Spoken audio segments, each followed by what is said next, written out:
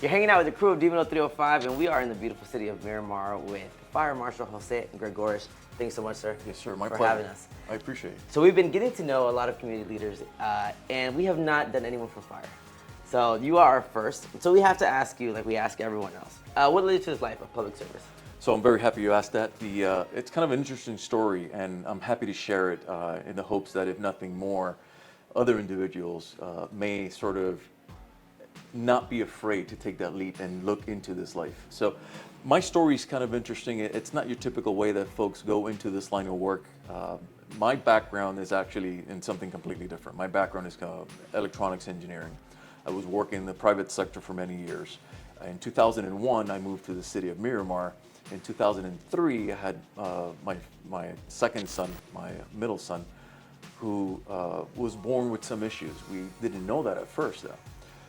But when he was 3 months old, he went into something that's called status epilepticus. Basically, he had a series of seizures that were back to back. It was so severe that he wasn't breathing appropriately. As a young man, I had to pick up the phone and dial 911 for the first time in my life. And these 6 people I'd never met walked into my home. They helped save my son's life. And through a series of events, him having to be in a coma after that for 10 days. Wow. The emotional sort of turmoil and everything else that was going on, the things that were going through our minds at the time, once all of that settled, it was pretty evident that whatever I thought was important in life at that point no longer was. I sort of made it a mission to try to give back to the men and women who had helped save my son's life. How do you trust your gut, and how do you move forward in moments where you're maybe a little skeptical, a little hesitant? So you hit the nail on the head. Trusting your gut, or what I like to call that moral compass. At the end of it, you are bombarded by a ton of different things. All of that has to be driven by whatever you truly feel the right thing to do is. And that doesn't mean always being correct.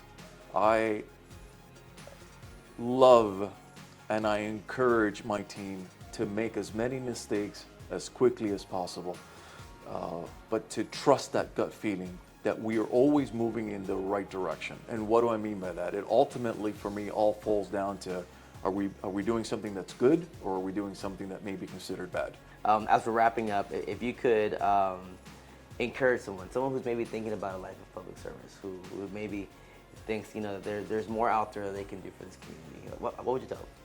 I would say, if there's even the remote inkling, and you know this very easily, again, when it comes naturally to you, when you wake up, and no matter what line of work you're in right now, you're always looking to help someone, and nothing makes you happier than helping someone else, definitely consider it. Feel free to reach out to whoever your local department is. Certainly reach out to me, reach out to us, and we'll help guide you into what that process looks like. Our industry is in desperate need of good people who have that natural inkling to want to help others.